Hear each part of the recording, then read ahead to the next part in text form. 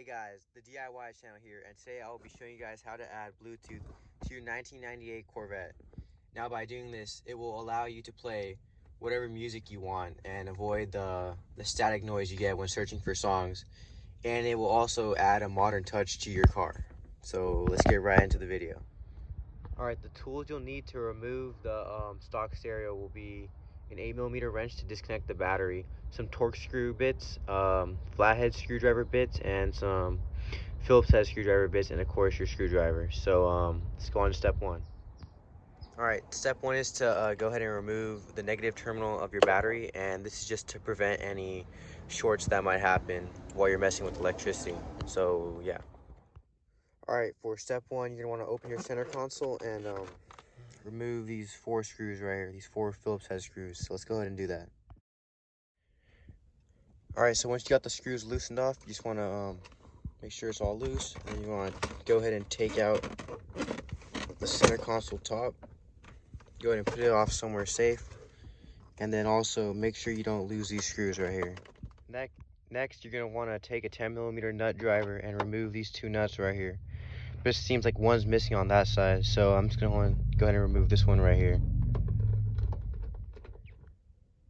Next, you're just going to go ahead and pry this active handling panel open. So I did that with a flathead, and then you're going to want to take this off. And then you're going to want to remove these 2 nuts right here. There's one right here, and then one right there. And then also, you're going to want to disconnect this clip, which it goes to the cigarette lighter. So after you remove those 2 nuts, next you want to go ahead and open this little thing right here, and then this little change holder right here, you just want to go ahead and pull it out, and it'll reveal a Torx screw, which you will want to remove. So let's go ahead and do that. Once you're done removing that screw and that screw right there, then you'll move over to here where the ignition is at, and then you will pry open this panel right here to reveal a Torx screw. So let's go ahead and do that.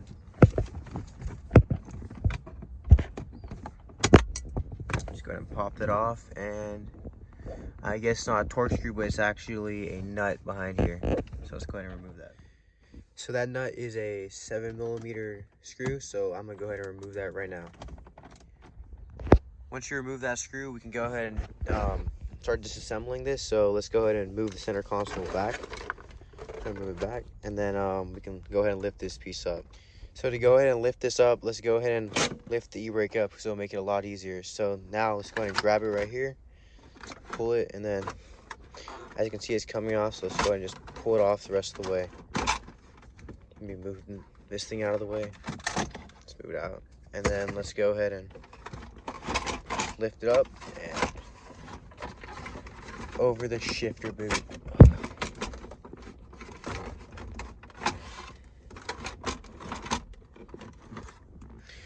I'm gonna go ahead and reconnect the battery. I'm gonna move the shifter and move it to drive, so that way this is out of the way of this, because we are having a clearance issue pulling it out right now. All right, so I went ahead and moved it in neutral, so now that'll make our job pulling this off much easier. So let me go ahead and lift it over here. Go ahead and release the e-brake now. Then just push it over and it's out. And then what you want to do is go ahead and disconnect some wiring right there. Alright, so once you got this whole entire center console trim removed, there's going to be 2 7mm nuts here, one right here and one right here holding the radio in. So let's go ahead and remove those. Once you go ahead and unscrew the 2 7mm bolts, you just want to get a small flathead screwdriver and go behind these little tabs where those screws were, and just go ahead and pop them kinda, because it's stuck on pretty good. So just go ahead and slide it in and push out. Then that should free it. Just go ahead and put it on the sides over here. Just go ahead and pop it out.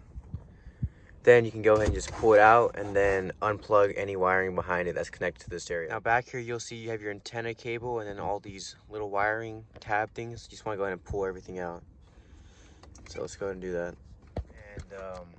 And that is all. That's how you remove a stock stereo system for a C5 1998 Corvette. Hope you enjoyed the video, and part 2 to installing the new stereo system will come. Please like and subscribe.